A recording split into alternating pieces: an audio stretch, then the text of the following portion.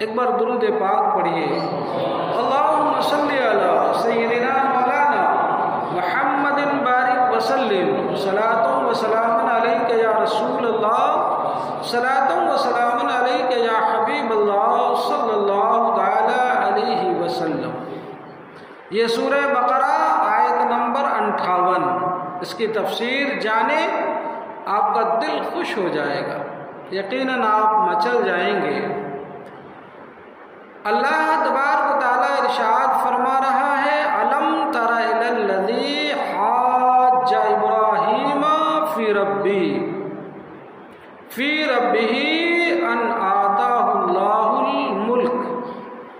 اے محبوب کیا تم نے نہ دیکھا، اے محبوب کیا تم نے نہ دیکھا تھا اسے جو ابراہیم سے جھگڑا،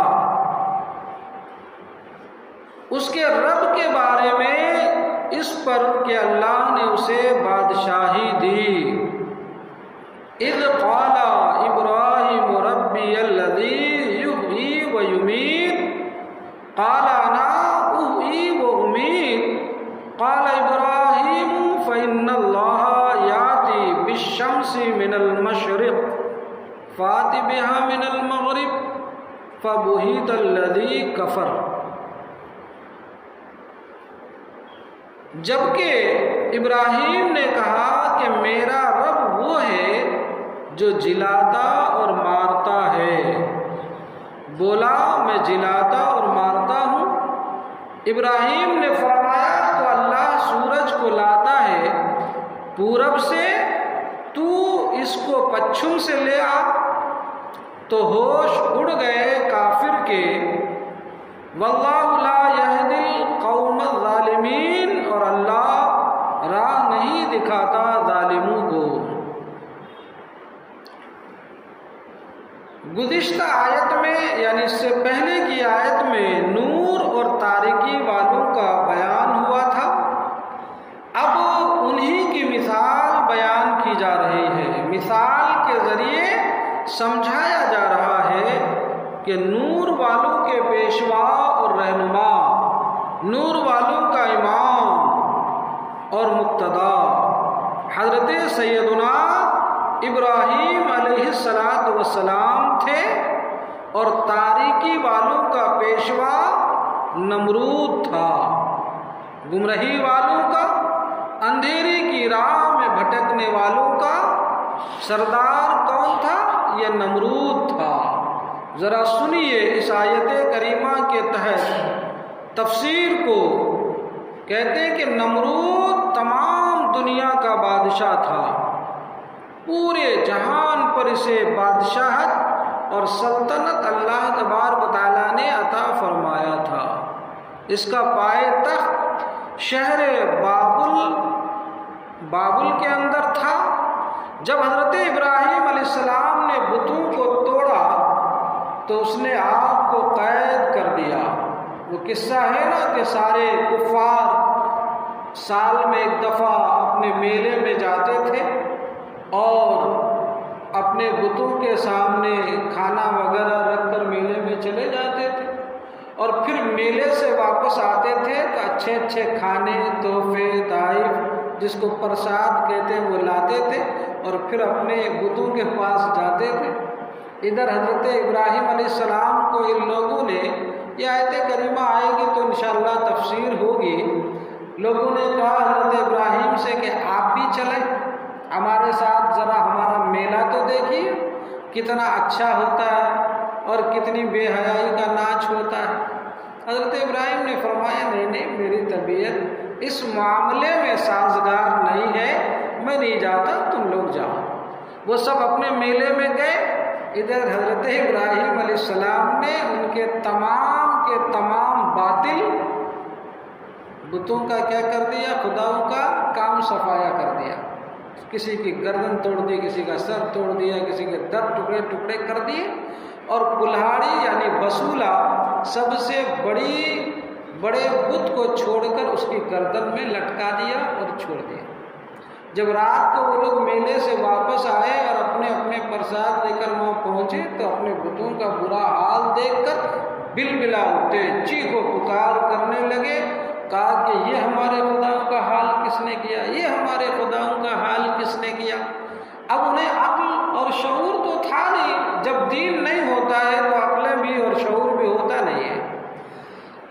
کہا کہ بس ہمارے پیچھے وہی نوجوان ابراہیم ہے، اس کے علاوہ کوئی ہے نہیں، یہ اسی کا کام ہوگا، اسی کو پکڑا جائے۔ الغرض یہاں وہ تفسیر ہے نہیں، لیکن میں ذہن حاضر کرنے کے لیے عرض کیے دیتا ہوں۔ حضرت ابراہیم علیہ السلام کے پاس لوگ آئے اور کہا کہ جو ہے یہ سارا کچھ ہمارے بتوں کے ساتھ کس نے کیا؟ تو حضرت ابراہیم علیہ السلام کے نیت میں اور دل میں یہ تھا کہ اللہ تبارک و تعالیٰ کی جانب سے یہ ہوا اور میں نے کیا۔ تو آپ نے یہ نہیں فرمایا کہ میں نے کیا، آپ نے فرمایا اس کے بڑے نے کیا، اس کے بڑے نے کیا۔ تمام چھوٹوں کو مار ڈالا تھا اور سب سے بڑے کو رکھ کر اس کی گردن پہ کلاڑی لٹکا دی تھی۔ تو وہ سب بیوقوف کہنے لگے کیسی بات کرتے ہو، یہ بولتے تھوڑا ہے، یہ کچھ کہتے تھوڑا ہیں، تو ان کے بڑے کیسے کر سکتے ہیں؟ حضرت ابراہیم کی نیت تھی کہ خدا نے کیا یا اس سے بڑا میں نے کیا، اور ان کو یہ شعور ان کا بیدار کرنا چاہتے تھے کہ دیکھو تو ذرا پوچھو جس کی گردن پہ کلاڑی لٹکی ہے، اب ظاہر سی بات ہے مقتول پڑا ہو اور کسی کے ہاتھ میں بندوق ہو تو لوگ اسی کی طرف جائیں گے کہ قاتل ہے یہ، تو کلاڑی جس کی گردن پہ اس سے پوچھ ذرا کہ ان کا حال کس نے کیا۔ تو بجائے وہ عقل و شعور حاصل کرنے کے حضرت ابراہیم کے دشمن ہو گئے، اور دشمن ہونے کے بعد پھر آپ کو ایذا دینے، تکلیف دینے اور معاذ اللہ رب العالمین آپ کے قتل کرنے کی سازش کرنے لگے، اور اس کی جو ہے انہوں نے سازشیں رچنا شروع کی۔ الغرض اب گفتگو یہاں پہنچی کیا کہ نمرود بادشاہ تھا، اس کا پائے تخت شہر بابل میں تھا۔ جب حضرت ابراہیم علیہ السلام نے بتوں کو توڑا تو اس نے آپ کو قید کر دیا، پھر قید سے نکال کر آگ میں ڈالا۔ یہ قصہ بھی آپ جانتے ہیں۔ رب تعالیٰ نے آپ پر آگ کو گلزار بنا دیا، پھولوں کا باغیچہ بنا دیا۔ سبحان اللہ، یہ میرے رب کی قدرت، سبحان اللہ۔ کچھ دنوں بعد سخت قحط سالی پڑی۔ ایک بات اور بھی یاد رکھنے کی ہے کہ جب بھی قوم اللہ کے محبوب بندوں کی گستاخی کرتی ہے اور قوم اللہ کے محبوب بندوں کو ستاتی ہے تو پھر اللہ تبارک و تعالیٰ قوم پر بھوک مری اور جو ہے قحط سالی اور اس طریقے کے جان لیوا مصائب کو نازل فرما دیتا ہے۔ ان کم بختوں نے جب حضرت ابراہیم علیہ السلام کے ساتھ یہ کیا گستاخانہ حرکتیں، تو اللہ تعالیٰ نے قحط سالی کو ان کے اوپر مسلط کر دیا، قحط سالی پڑ گئی۔ نمرود نے اس قحط سالی کے دور میں چونکہ بادشاہ تھا سب کا، تو وہ غلہ تقسیم کرنا شروع کیا، گیہوں لوگوں کو بانٹنا شروع کیا۔ جو کوئی اس کے پاس غلہ لینے آتا، گیہوں لینے آتا، آٹا لینے آتا، تو پوچھتا کہ تیرا رب کون ہے؟ وہ پوچھتا تیرا رب کون ہے؟ آج کل بھی یہ کام ہو رہا ہے، صرف نام بدلا ہے اور طریقہ بدلا ہے۔ لوگ سیلاب، طوفان، بارش، قحط سالی کے دور میں کچھ پیسے دینے کے بعد یہ امید لگائے رہتے ہیں کہ سکہ میرے نام کا ہی لگے گا۔ الغرض میں اس کی طرف نہ جاؤں، یہ طریقہ آج بھی نمرودوں کا جاری ہے۔ کہتے ہیں وہ پوچھتے کہ تیرا رب کون ہے، پہلے بتا، تب غلہ دوں، تب گیہوں دوں، تب آٹا دوں۔ تو لوگ وہ کہہ دیتا کہ تو ہی ہے، بس ہمارا خدا معاذ اللہ تو ہی ہے۔ جو کہتا کہ ہمارا خدا تو ہے، اس کو وہ غلہ دیتا، گیہوں دیتا۔ اسی سلسلہ میں حضرت ابراہیم علیہ السلام بھی غلہ کے لیے اس کے پاس گئے کہ چلو میں بھی گیہوں لے آؤں۔ اس نے آپ سے بھی یہی پوچھا کہ آپ کا رب کون ہے؟ آپ نے فرمایا وہ ہے جو زندگی اور موت بخشتا اور عالم میں تصرف کرتا ہے۔ سبحان اللہ، میرا رب وہ ہے۔ جب حضرت ابراہیم نے یہ فرمایا تو اس نے کہا کہ یہ قدرت تو مجھ میں بھی ہے۔ تھا تو بڑا بیوقوف، احمق، جاہل، بات اس کے سمجھ آئی نہیں، تو کہا یہ کام تو میں بھی کر لیتا ہوں، اور اس نے اپنے جیل سے 2 قیدی کو بلوا کر ایک کو قتل کر دیا اور دوسرے کو چھوڑ دیا۔ علماء فرماتے ہیں کہ جس کے نام سے قتل یا پھانسی کی سزا سنا چکا تھا اس کو چھوڑ دیا، اور جس کے نام رہائی کا پروانہ دے چکا تھا اس کو قتل کر دیا، اور کہنے لگا کہ دیکھو میں بھی جلاتا ہوں اور میں بھی مارتا ہوں۔ حالانکہ جلانے اور مارنے کا مفہوم تو ایک عقل مند آدمی سمجھ سکتا ہے کہ یہ نہیں ہے۔ تو یہ اس نے کہا، اور کہا کہ جسے چھوڑا ہے اسے میں نے زندگی دی، اور جسے قتل کیا دیکھو اسے مار دیا۔ لہذا آپ کے اس قاعدے سے میں ہی خدا ہوا، میں ہی رب ہوا، لہذا مجھے سجدہ کیا جائے کہ میرے قبضے میں موت بھی ہے اور میرے قبضے میں زندگی بھی ہے۔ یا تو فرماتے ہیں علماء کہ یا تو وہ بہت غبی تھا، یعنی انتہائی بدو، کم ذہن، نالائق، کسی لائق نہیں تھا کہ ابراہیم علیہ السلام کا مقصد ہی نہ سمجھ سکا، یا اپنی جھیپ اتارنے کے لیے، اپنی شرمندگی اور بیوقوفی چھپانے کے لیے اس نے یہ کج بحثی کی۔ عموماً ہوتا ہے جب کوئی جاہل یا ان پڑھ شخص سے پڑھا لکھا شخص بحث کرے، گفتگو کرے، اور سامنے والا جب پڑھے لکھے شخص سے گفتگو میں مات کھانے لگتا ہے تو پھر وہ اپنی اصلیت کی طرف لوٹتے ہوئے جو ہے بدگوئی، فحش گوئی، گالی گلوچ، ہاتھا پائی اور دست و گریباں ہونے لگتا ہے، اس پہ اتر آتا ہے۔ یہی حال اس نالائق کا تھا، یہ سمجھا نہیں تو یہ کج بحثی میں اتر آیا۔ فرماتے خیال رہے کہ عقلی علوم سمجھنے کے لیے عقل درکار ہے، کیونکہ وہ علوم عقل نے ایجاد کیے، عقل سے ہی سمجھے جاتے ہیں۔ مگر نقلی علوم، نقل جہاں بھی شریعت میں بولا جائے تو وہاں مراد نقل سے مراد قرآن و حدیث اور جو ہے شریعت کی دلائل اور شریعت کی جو ہے برہان، یہ مراد ہوتے ہیں۔ تو کہا عقلی علوم سمجھنے کے لیے عقل چاہیے، اور نقلی علوم جو کہ عرشی ہے یہ محض عقل سے نہیں سمجھ آتے، بلکہ ان کے سمجھنے کے لیے اللہ کا فضل اور عرفان کا نور ضروری ہے۔ سبحان اللہ۔ یہی وجہ ہے کہ آج دنیا میں بہت سے گمراہ ایسے شخص ہیں جو زمانے میں عالم کہلاتے ہیں، پڑھے لکھے کہلاتے ہیں، باوجود اس کے وہ گمراہ ہیں، نہ تو مقام مصطفیٰ سمجھ پاتے ہیں، نہ شان الوہیت سمجھ پاتے ہیں، اور نہ ہی دین کی نازکی، پاکیزگی اور اس کی طہارت کو سمجھ پاتے ہیں، اور اولیاء کے مقام کو سمجھ پاتے ہیں، اور نہ اللہ کے برگزیدہ بندوں کے مقام اور مقام قرب کو سمجھ پاتے ہیں۔ تو پھر جو ہے گمراہی کی راہ اختیار کرتے ہوئے اپنے زبان و قلم سے جب بھی اگلتے ہیں کفر و شرک کے شعلے ہی اگلتے ہوئے نظر آتے ہیں۔ علم کافی نہیں ہے، علم کے ساتھ نور علم کا ہونا یہ لازم اور ضروری ہے، اور یہ فضل الہی سے حاصل ہوتا ہے، یہ نور عرفان سے حاصل ہوتا ہے۔ اسی لیے کہا گیا ہے کہ علم نور ہے، کسی گنہگار شخص کو حاصل نہیں ہوتا۔ ہاں فن یہ کسی کو بھی آ سکتا ہے، لیکن جو نور علم ہے یہ ہر شخص کو حاصل نہیں ہوتا۔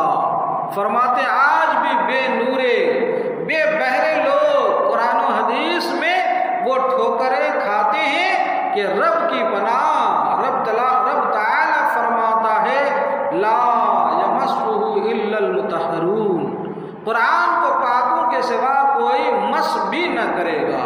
لہذا قرآن چھونے کے لیے ظاہری پاکیزگی لازم ہے، اور قرآن سمجھنے کے لیے باطنی پاکیزگی ضروری ہے۔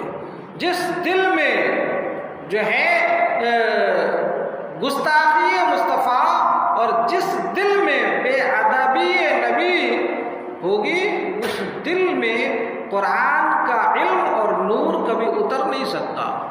بہرحال ابراہیم علیہ السلام نے اسی دلیل کو اور واضح مثال میں یوں بیان فرمایا، کیونکہ آپ نے جان گیا کہ یہ بیوقوف جاہل ہے، یہ دلیلیں سمجھتا نہیں، اس لیے تھوڑی موٹی بات اس کے سامنے پیش کی جائے تاکہ اس کے جو ہے ذہن میں اور عقل میں کچھ آ سکے۔ فرمایا رب وہ قدرت والا ہے جو ہمیشہ سورج کو پورب سے نکالتا ہے اور پچھم میں غروب کرتا ہے۔ اگر تو قابل عبادت ہے، اگر تو خدا ہے، اگر تو رب ہے تو اس کی رفتار بدل دے کہ ایک دفعہ ہی صحیح پچھم سے نکال کر دکھا دے، ایک دفعہ ہی پچھم سے نکال کر دکھا دے۔ اس مثال پر وہ حیران رہ گیا۔ قرآن نے کہا نا کہ فَبُہِتَ الْكَفَرُ جو ہے کافر ہکا بکا رہ گیا، اب اس کی عقل جو ہے حیران رہ گئی اور اس کا کوئی جواب اس سے نہ بن سکا۔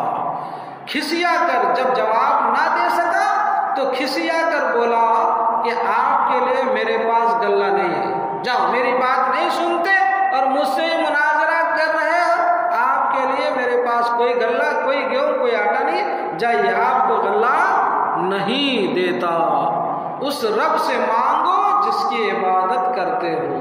حضرت ابراہیم تو نبی تھے، خلیل تھے، اللہ کے دوست تھے، آپ کو اللہ رب العزت پر کتنا یقین ہوگا اس کا اندازہ ہم جیسے کم علم لوگ بھلا کیا لگا سکتے ہیں۔ آپ خالی واپس ہوئے، راستے میں ریت کے ٹیلے پر گزرے تو وہاں سے ایک بوری میں ریت بھر کر مکان پر پہنچ گئے۔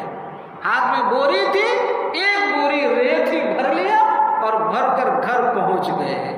جب گھر پہنچے تو تھیلا رکھ دیا اور آپ خود آرام سے سو گئے۔ تھیلا رکھ دیا ریتی بھر کے ایک تھیلا اور آپ آرام سے سو گئے۔ آپ سو گئے، آپ کی بیوی حضرت سارہ نے جو اسے کھولا تو اس میں نہایت نفیس اور عمدہ قسم کے گیہوں بھرے ہوئے تھے۔ جب عمدہ قسم کے گیہوں بھرے ہوئے تھے تو فوراً آپ نے تیاری کی اور اس کی روٹیاں بنا ڈالی، پکا ڈالی۔ جب آپ بیدار ہوئے یعنی حضرت ابراہیم سو کر اٹھے تو آپ کی خدمت میں کھانا پیش کیا گیا۔ ہمارے طرح تو تھے نہیں کہ جو آئے سو آئے، ہم کہاں تحقیق میں لگے صحیح آ رہا ہے کہ غلط آ رہا ہے، حلال کا آ رہا ہے کہ حرام کا آ رہا ہے، بس منہ کے راستے پیٹ میں جانا چاہیے اور ہمارے گھڑے میں بھرنا چاہیے۔ مٹکا بھرنے کے چکر میں ہم ہوتے ہیں۔ وہ اللہ والے، اللہ کے محبوب، جب کھانا سامنے آیا تو آپ نے دریافت فرمایا، آپ نے پوچھا، کیا پوچھا کہ گیہوں کہاں سے آئے؟ جب آپ بیدار ہوئے اور آپ کی خدمت میں کھانا پیش کیا گیا تو آپ نے پوچھا کہ گیہوں کہاں سے آئے؟ گیہوں تو تھے نہیں، جب گیہوں نہیں تھا تو آٹا کیسے بنا، آٹا نہیں تھا تو روٹی کیسے بنی؟ اس کی تفتیش اپنی بیوی سے کرنے لگے۔ جب آپ نے پوچھا تو انہوں نے عرض کیا، یعنی حضرت سارہ نے عرض کیا کہ اس تھیلا میں سے جو گیہوں بھر کر تھیلا لا کر آپ رکھے تھے اسی میں سے نکالا اور میں نے روٹی بنائی۔ حضرت ابراہیم علیہ السلام سمجھ گئے کہ رب کائنات نے مجھے رزق عطا فرما دیا۔ سبحان اللہ۔ کہا تھا ابراہیم اس نے نمرود نے کہ جس خدا کو مانتے ہو اس سے مانگو گیہوں، میں تو گیہوں نہیں دیتا۔ حالانکہ وہ خبط الحواس یہ نہیں سمجھ رہا تھا کہ وہ سلطنت اسے اور بادشاہت اسے بھی اسی رب نے دیا تھا جس رب کی عبادت ابراہیم کرتے تھے۔ سبحان اللہ۔ اس کو پیدا بھی اسی نے کیا تھا۔ ہاں، دولت کے نشے میں، سلطنت کے نشے میں اور حکومت و بادشاہی کے غرور میں، تکبر میں چور ہو کر بے عقلا ہو چکا تھا اور اب اسے بات سمجھ نہیں آ رہی تھی۔ پھر رب تعالیٰ نے ظالم نمرود کے پاس انسان کی شکل میں ایک فرشتہ بھیجا۔ دیکھو یہاں سے ہم نے جو سبق لینا ہے وہ یہ سبق لینا ہے کہ رب کائنات اگر ہمیں کسی قسم کی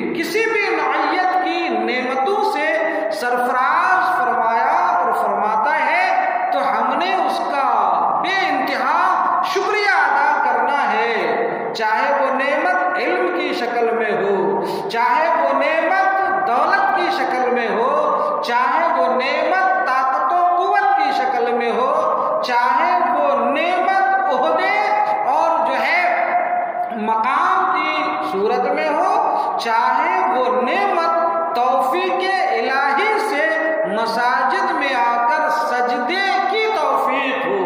یہ نہیں کہ ہم نمازیں پڑھتے ہیں تو دوسروں کے اوپر جو ہے طرح طرح کی ٹپنیاں، یا ہمیں مال و دولت مل گئی، دولت مل گئی اور ہماری دنیا آسانی سے گزر رہی ہے اور کوئی دنیا کے لحاظ سے پریشان ہے، تو یہ اس بات کی ہرگز دلیل نہیں ہے کہ جس کے پاس پیسے ہیں اللہ اسے پسند کرتا ہے اور جس کے پاس پیسے نہیں ہیں اللہ اسے پسند نہیں فرماتا ہے۔ یہ اس بات کی ہرگز دلیل نہیں ہے، ورنہ اللہ کون سے کافر اور ظالم اور متکبر اور مغرور کو پسند کرتا؟ لیکن اللہ نے مغرور لوگوں کو بھی کافی دولتیں دے رکھا، بلکہ انہی دولتوں کی وجہ سے تو وہ ہلاک ہوا اور تباہ و بربادی کے دہانے پر پہنچا۔ نمرود کو سلطنت اور دولت اور دنیا ملی تو تکبر میں چور ہو کر خدائی کا ہی دعویٰ کر بیٹھا، اور عثمان غنی کو دولت ملی تو سخاوت کا بادشاہ بن گئے، اور اسی دولت کے ذریعے اللہ اور اللہ کے رسول کے نور نظر جو ہے پیارے بن گئے اور رسول اللہ کے نور نظر بن گئے۔ بات سمجھ میں آ رہی؟ تو فرماتے ہیں کہ پھر رب تعالیٰ نے ظالم نمرود کے پاس انسان کی شکل میں ایک فرشتہ بھیجا۔ اس فرشتے نے آ کر کہا، اے نمرود، تیرا رب کہتا ہے تو مجھ پر ایمان لا، ہم تیری سلطنت، تیری بادشاہت، تیری حکومت برقرار رکھیں گے۔ جب انسان کی شکل میں فرشتے نے آ کر اس ظالم سے کہا تو اس ظالم نے کیا کہا؟ اس ظالم نے کہا، رب تو میں ہی ہوں، میرا رب کون ہے؟ خدا تو میں ہی ہوں، میرا خدا کون ہے؟ سب مجھ کو سجدہ کرتا ہے، تو کسی اور رب کی بات کر رہا ہے۔ اللہ اکبر۔ جب اس نے یہ کہا 3 دفعہ یہ واقعہ ہوا، جب وہ نہ مانا تب اس کے لشکریوں پر مچھروں کا عذاب بھیج دیا گیا۔ اللہ تبارک تعالیٰ نے نمرود کے تمام لشکروں کے اوپر مچھروں کا ایک قافلہ، مچھروں کا ایک لشکر بھیج دیا۔ کس کو؟ مچھر۔ دیکھیے، جس کی کوئی اوقات نہیں، جو سب سے کمزور مخلوق ہے، اور نمرود اپنے آپ کو خدائی کا دعویٰ کرتا تھا، بڑا طاقتور، ظالم و جابر اور تکبر و غرور کے نشے میں چور تھا۔ اس کے غرور کو رب نے کس طرح چور فرمایا اور کس طرح اسے شرمندہ و ذلیل و خوار کیا کہ دنیا کی سب سے کمزور مخلوق مچھر کو بھیجا، جاؤ اس مغرور کا غرور ذرا مٹی میں ملا، خاک میں ملا۔ مچھروں کی کثرت کا عالم یہ تھا کہ اس سے سورج چھپ گئے اور زمین پر دھوپ تک باقی نہ رہی، چاری طرف مچھر ہی مچھر، مچھر ہی مچھر، اور مچھروں کے سائے سے دنیا تاریک ہو گئی، زمین میں اندھیرا چھا گیا۔ اللہ اکبر۔ پھر ان مچھروں نے اس ظالم کے لشکریوں کے خون چوس لیے اور گوشت چاٹ لیے، سب کے خون چوس کر پی لیا، اور بدن پہ جو گوشت ہے نا ان گوشت کو بھی چاٹ لیا اور ہڈیاں باقی رہ گئی۔ نمرود آنکھیں پھاڑ پھاڑ کر دیکھتا رہ گیا اور اپنے لشکریوں میں سے کسی ایک کو بچا نہ سکا۔ یہ قدرت کی جو ہے کرشمہ سازی دیکھیے۔ اللہ اکبر۔ سوائے نمرود کے باقی سب کی ہڈیاں ہی باقی رہ گئی، سب کو مچھروں نے چاٹ کھایا، صرف نمرود کو چھوڑ دیا۔ نمرود کی کل عمر جانتے ہیں 800 سال ہوئی۔ کتنے؟ 800 سال۔ 400 سال اللہ نے اسے خوب عیش دیا، خوب آرام دیا۔ جب خوب عیش و آرام اور حکومت اور دولت اور سلطنت دی تو مغرور ہو گیا،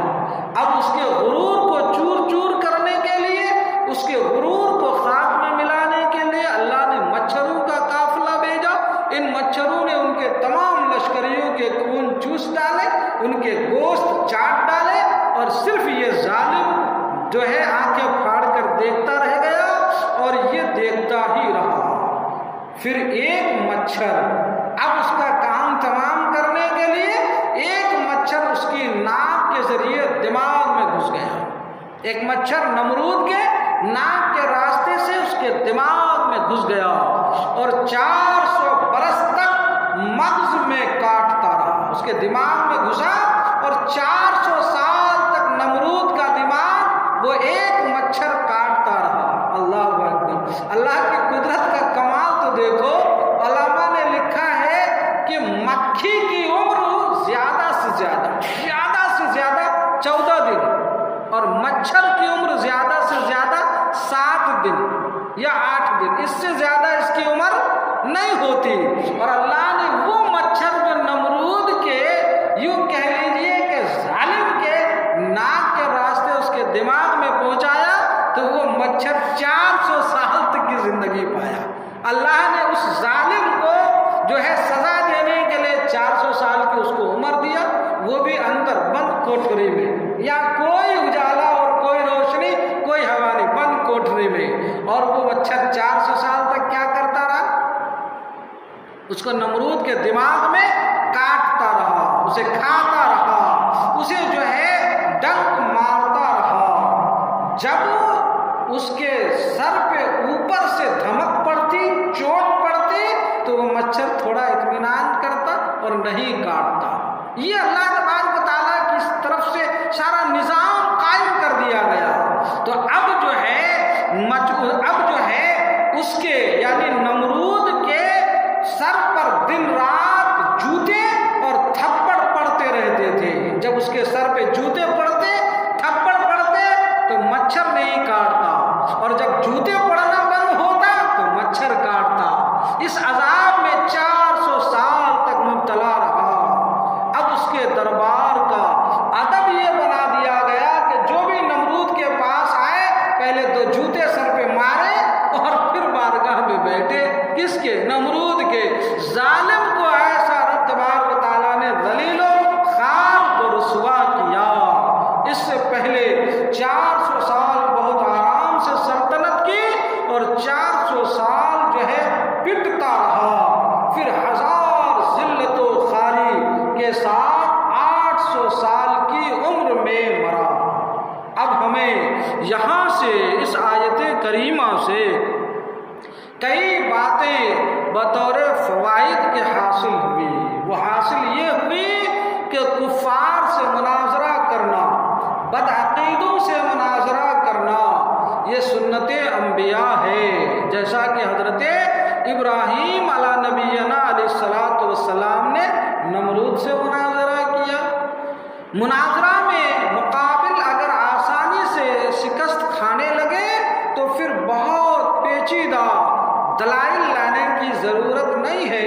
جیسا کہ حضرت ابراہیم چاہتے تو ایک سے ایک دلیلیں دیتے اور نمرود کو خاموش فرما دیتے، لیکن نہیں، آپ نے سمجھ گیا کہ نمرود یہ جاہل، بے عقل، بد عقل، جس کو شعور نہیں ہے، اس کے لیے بڑی دلیل لانے کی ضرورت نہیں ہے، ایک مثال دے کر اس کو مات کیا جا سکتا ہے، تو بس ایک مثال سے آپ نے اسے مات کر دیا۔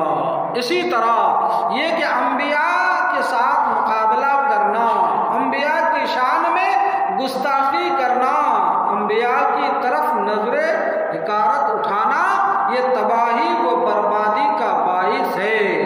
جس نے بھی گستاخی کی وہ ذلیل و خوار ہوا اور رسوا ہو کر مرا۔ اللہ والوں کے ساتھ دشمنی اور اللہ والوں کے ساتھ، اللہ کے محبوب بندوں کے ساتھ دشمنی مول لینا، اپنے لیے ذلت و رسوائی کے ساتھ تباہی و بربادی مول لینا ہے۔ یہ بھی سمجھ آیا کہ رب تعالیٰ دنیا میں کفار کو بھی تخت کا مالک بنا دیتا ہے، یہ اس کی رضا کی علامت نہیں ہے۔ دیکھو نمرود جیسے کافر کو جہان کا بادشاہ بنا دیا۔ یہاں ہم سے ایک بار کسی ہمارے ایک دوست نے سوال کیا کہ ایک شخص بڑا نالائق تھا، بڑا گنہگار، گناہوں پہ گناہ گناہوں پہ گناہ کرتا اور بیمار ہوتا، پھر ڈاکٹر کے پاس جاتا، علاج کرواتا، اچھا ہو جاتا، اور بڑی ہی بے باکی اور بے شرمی سے کہتا کہ اگر اللہ تبارک و تعالیٰ مجھ سے راضی نہیں ہوتا تو دیکھو رب نے مجھے اتنی دولتیں بھی دی ہے، اور جب بیماریاں ہوتی ہے تو میں اچھا بھی ہو جاتا ہوں، اور میرا کاروبار دن بدن بڑھتا ہی رہتا ہے۔ دن بدن کاروبار کا بڑھنا، ترقی ہونا، دنیا کثرت سے کسی کے پاس آنا، یہ اس بات کی دلیل نہیں ہے کہ رب اس سے راضی ہے، ورنہ نمرود جیسے ظالم و جابر کو بھی اللہ نے حکومت اور دولت عطا فرمائی۔ کیا کوئی کہہ سکتا ہے کہ نمرود بھی اللہ تبارک و تعالیٰ کا معاذ اللہ رب العالمین پیارا تھا؟ نہیں، اللہ تبارک و تعالیٰ جو ہے کافر، مشرک، ظالم اور جو ہے جابریوں کو بھی دنیا برتنے کے لیے مال عطا فرماتا ہے، لیکن دنیا وہ آخرت، خصوصاً آخرت کی بھلائی اللہ کے محبوب بندوں کے لیے ہوا کرتی ہے، اور ظالمین کے لیے آخرت میں کوئی حصہ ہی نہیں ہوتا۔ اور فرماتے مومن کے لیے مال، دنیا کی دولت یہ ذریعہ ہدایت ہے، اور کافر کے لیے یہ گمراہی کا دریا۔ دیکھو نمرود وغیرہ اپنے ملک مال کے دھوکے میں دعویٰ خدا ہی کر بیٹھے، مال یہ سانپ ہے اور دین اس کے شر سے محفوظ رہنے کا منتر، دنیا یہ زہر ہے اور دین اسی کا تریاق۔ اگر انسان کے پاس مال بھی ہے اور دین بھی ہے تو انسان اس مال کے ذریعے اپنی دنیا بھی خوبصورت کر لیتا ہے اور اپنی قبر و آخرت کا سامان بھی کر لیتا ہے، اپنی آخرت بھی سنوار لیتا ہے۔ لیکن صرف مال ہو اور دینداری نہ ہو تو پھر وہ مال انسان کے لیے جو ہے زہریلا سانپ ہے، جو اسے دنیا میں ڈس کر اس کی دنیا کو بھی تباہ کر دیتی ہے، اور آخرت تو اس کی تباہ ہونی ہی ہونی ہے۔ لہذا مسلمانوں، مال کی کثرت ہو تو کبھی غرور اور گھمنڈ اور تکبر میں چور نہیں ہو جانا۔ بعض نیک بختوں کی دنیا دین بن جاتی ہے، جیسے حضرت عثمان کی دنیا، کہ آپ کی دنیا آپ کے لیے دین بن گئی۔ خیال رہے کہ کسان دانا کے لیے بیج بوتا ہے مگر بھوسا بھی اسے مل جاتا ہے، بلکہ بھوسا پہلے ہی پیدا ہوتا ہے اور بہت پیدا ہوتا ہے۔ انسان کو چاہیے کہ آخرت کے لیے کوشش کرے، عمل کا بیج بوئے، دنیا تو اسے رب کی طرف سے خود ہی مل جائے گی، سبحان اللہ۔ اور یہ تجربات سے شاہد ہیں جو لوگ دین کی خدمت کرتے ہیں، دین سے جڑے ہوتے ہیں، دینی کام کی نوکری کرتے ہیں، اللہ تبارک و تعالیٰ اس کی دنیا کو خود ہی آباد فرما دیتا ہے، دنیا کے بہت بڑے بڑے جھمیلوں سے اسے اللہ تبارک و تعالیٰ آزاد رکھتا ہے، اور اللہ تبارک و تعالیٰ اسے عزت بھی عطا فرماتا، وقار بھی عطا فرماتا ہے۔ لہذا مسلمانوں، دنیا کی حرص، دنیا کی لالچ اور دنیا حاصل کرنے میں صرف بھاگا دوڑی نہ کی جائے، بلکہ دنیا کے ساتھ ساتھ انسان کو دین کی بھی فکر کرنی چاہیے۔